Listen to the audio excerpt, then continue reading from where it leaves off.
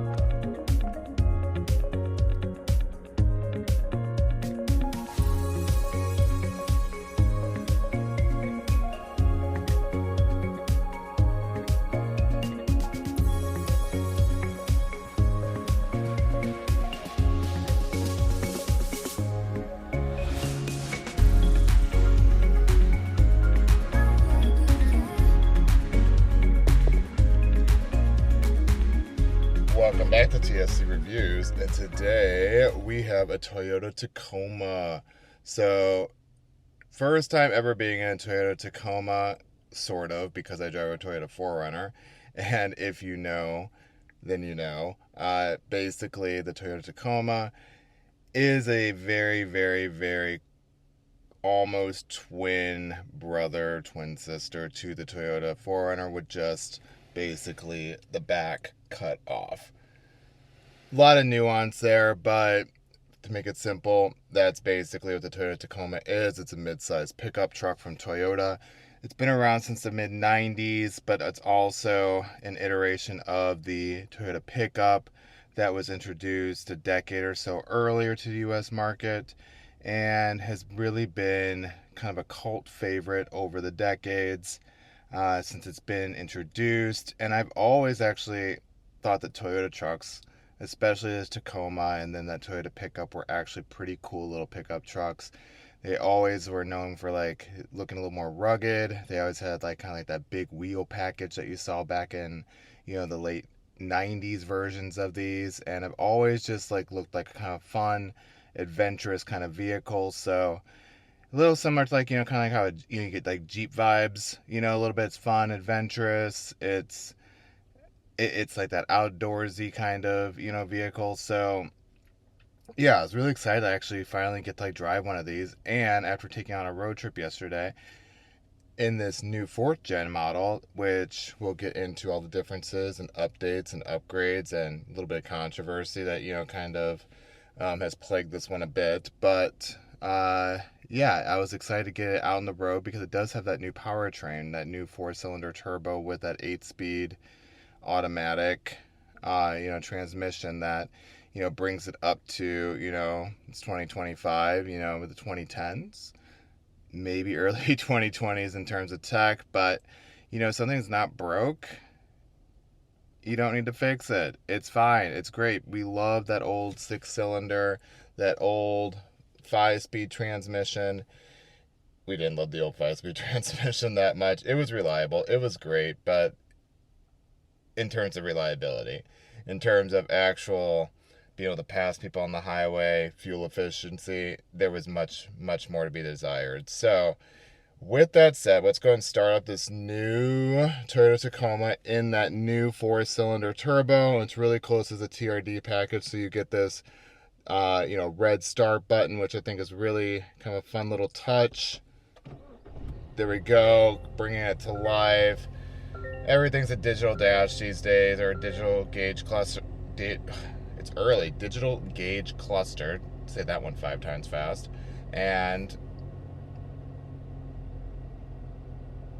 yeah, it's cost cutting. And we'll go, and it's actually funny. I can actually count all the little things on this model that were probably cost cutting versus actual improvements for the user, for the shopper, for the driver experience. So bringing us to life. So let's go and get a little bit more into that Toyota history. So on the Toyota Tacoma, so Came out in 95. It was a new model update for the Toyota pickup and slightly more refined for the American market.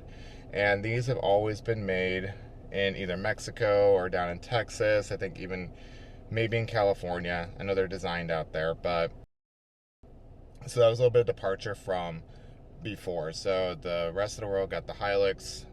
North America, we got the Tacoma and a few other little markets too with that. Personally, I think it's because of that chicken tax tariff and not so much just to make something for the American market. I'll throw it up there. Basically, it's a 25% tariff on any kind of light-duty pickup truck imported into the United States. And you see what happens. You get kind of the I don't want to say the lesser model than the rest of the world when you start introducing these tariffs, but it's okay. It's not bad. It's a very good pickup truck. Very, very, very reliable. There were some issues with that first generation, the 90s model. If you do remember back, they did have a little bit of a rusting problem on the frame, which Toyota, being the great company that it is, it actually went ahead and recalled and actually extended the warranty on those. So when something doesn't work for Toyota, they actually fix it. So props and kudos to Toyota for standing behind their product. And yeah, so that first generation, that's pretty much the main issue with that. That lasted from the mid-90s to the early 2000s, and then we got into the second gen, which was actually very similar to my fourth gen Toyota 4Runner, so it was the underpinnings sort of for that.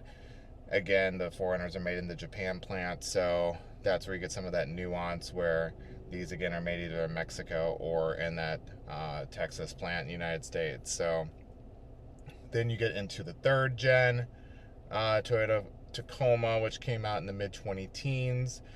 Which is very similar. Is more, I'm gonna call it more of a facelift. They did some more, kind of interior updates in that early mid-20 teens update. And then we get into this one, which was the first really major update that they had done in so many years. And you really got some things really worthy of an update. So with that, we get that new Turbo 4 cylinder engine, and then also finally an 8-speed transmission, which address a lot of the complaints that some users always had, and then even the super big fans of Toyotas would say it's livable, it's great, it's still reliable, it's still awesome, it's still it's very dependable, will be my best friend, get me there and back, and then there and back again, probably longer than I'm gonna be alive. So with that, I think people overlooked some of those shortcomings from the Toyota Tacoma with that old drivetrain. It was thirsty, it was slow, but it was very, very reliable. That 6-cylinder and even that 4-cylinder with those 5 and 4 speed automatics, also available with a stick shift too. So what can I say about my driving experience with this new Toyota Tacoma? Generally, it was pretty good. I was actually, coming from a 5th gen 4Runner, there is something that it's not the most, it's not the fastest, and it's not the most fuel efficient. It is very reliable, that that 6-cylinder and that 5-speed automatic, but with this, it actually felt more modern in the drivetrain. You have a lot more torque that's available low end in your RPM range. I think it comes on full torque at around 1700 RPMs, which definitely you can feel when passing, when you can start off the line, when you have all that torque available right from the jump. Whereas in the older model, you really had to work that engine pretty hard to get up to those higher torque levels and higher power bands in that rev range. And so that's one of the biggest improvements, I could say. With that also comes some cost cutting, which everybody does it, everybody has to do it. You got to keep those shareholders happy, And with that, we got rid of a lot of physical buttons, but we still have a few, which I do enjoy. So you have them for your climate control and your fan speed there, and also for your climate control, functions there. So I do appreciate that. They still give you a volume knob, which, yay. It's the smallest little volume knob, though. It's kind of funny. But they do give you a lot of physical buttons here on the steering wheel, which is good. And with that, it's good. They still give you some physical buttons, but you can see, like, it's actually funny. So, like, for example, you have your tuning here, which is great, but then they got rid of your physical tuning knob, like on your infotainment there, which you can argue, okay, fine. You can still, the driver's one needs, like, the physical button. Does your passenger need the physical button? Nah, maybe. No, probably not. What else? Again, like, digital gauge clusters. At this point, they pretty much have expensed and, like, recouped all the costs that they would, like, on a digital screen. So right now it's just software development costs, whereas before, when you had to, like, source different gauges, different needles, different smaller, like, screens, like, have, like, your little center one, it's so much cheaper to do it this way. And that's, like, why we're seeing all these digital gauge clusters now pretty much in every single new vehicle, which well, time will tell if this will last, like, the 300 plus thousand miles that typical Toyota Tacomas are known to go for, or if this will be one of the first things to go while, the engine, the powertrain, and all that will still be running strong at 300,000 miles. You just won't, be able to know how fast you're going or how much gas you have, or really anything going on with the vehicle. So we'll see how long that actually lasts. Down here below, you get a bunch of little goodies in this TRD package. And that's one of my really biggest things with this, though, is that this thing's expensive. And most cars, that is pretty much the case here in 2025, where cars are so expensive these days. This is a mid-size pickup. This isn't like a platinum edition or anything. This is a play in the dirt, and maybe that's like where, if you want to play in the dirt, you got to pay to play, type of thing. But as spec'd, this one's about $42,000, $43,000 with this, like, TRD off-road package. Some things I feel that I have a TRD off-road premium package, which I don't know if that's worth the actual $8,000, $9,000 more. You get some, different seating options. You get that synthetic leather. You get heated and I think ventilated seats in the Tacoma, whereas you only got heated seats in that previous generation 4Runner. But $8,000, that pushes, like, closer to, like, a $50,000 truck. $50,000 is still a lot of money. I don't care what year it is. $50,000 for a vehicle is still a lot of money. I don't care what your payments are. You should be saving that. You should be investing that in something that does not depreciate like a vehicle. And especially for a pickup truck. And this isn't a very big pickup truck either. So this is a mid-size pickup truck. So it's, well, I think very livable and easy to drive. And, driving in and out parking lots, you are going to lose some of that capability that you would get, like, like a full-size Tundra or F-150 or Silverado or, any kind of full-size offering. And they're not that much cheaper, in this mid-size truck. You can still get, an F-150, maybe not with as much off-road, kind of tech and gear, but you're going to get more capability, like, than F-150 or, a full-size, Chevy or something like that. Reliability, you're not going to get, on the Ford or, the Chevy. And that's one thing, like, why here at Toyota, they, they've really been able to depend on that. So, a couple other little things. We'll do an overlay of, like, what other looks like underneath the hood. It's kind of a big rat's nest up there now, like, with, especially on the hybrid model, it's like cord or cables, and it just looks like something waiting to break. It is a Toyota, so we'll have faith in Toyota that it won't break a lot over time, especially if this vehicle is going to be used for like what it's, you know, meant to be used for.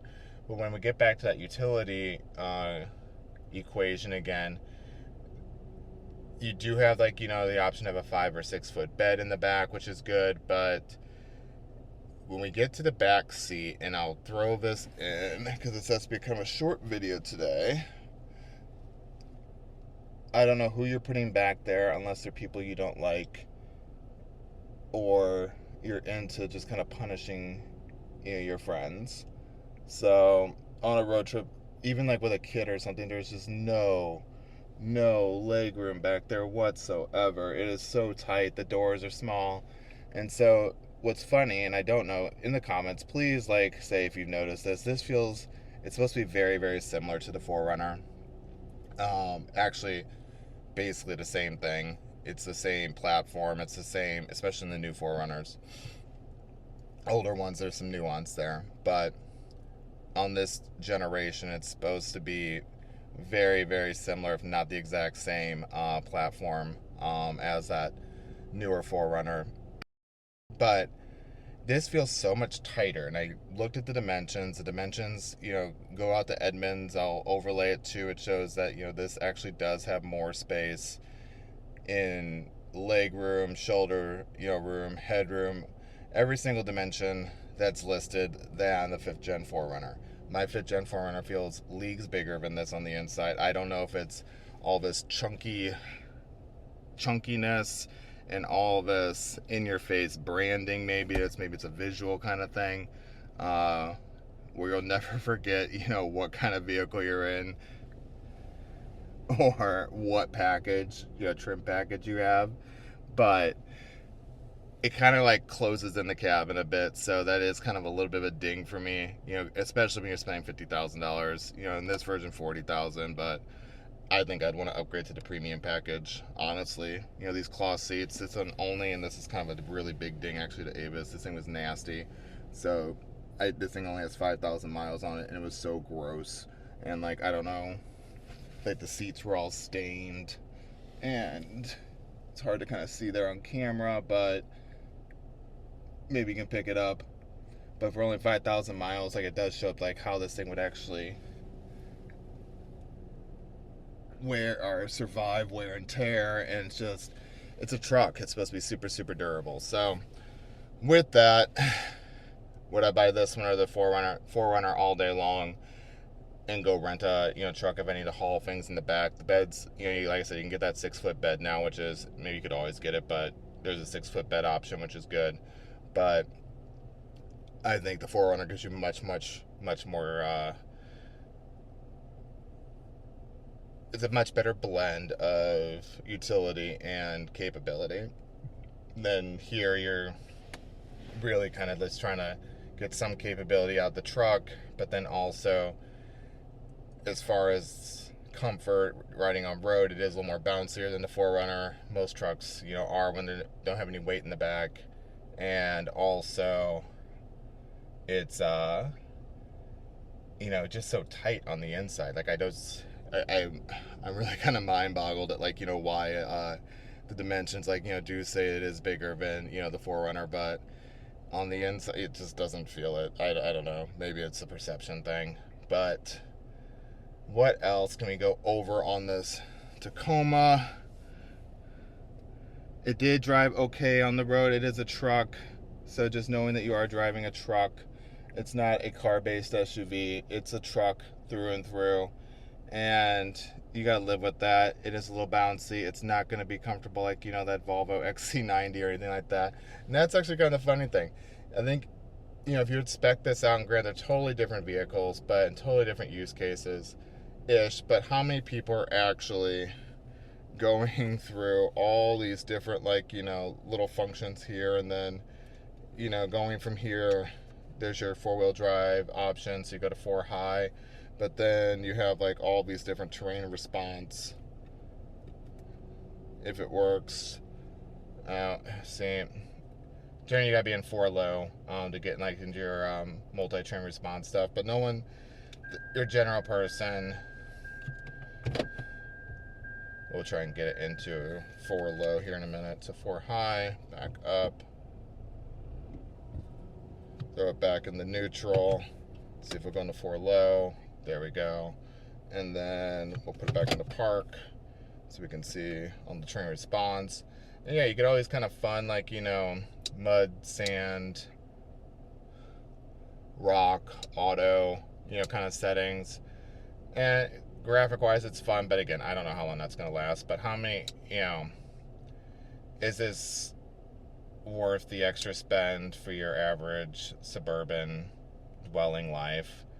I can't answer that for you. I have a TRD off-road and I live in the suburbs.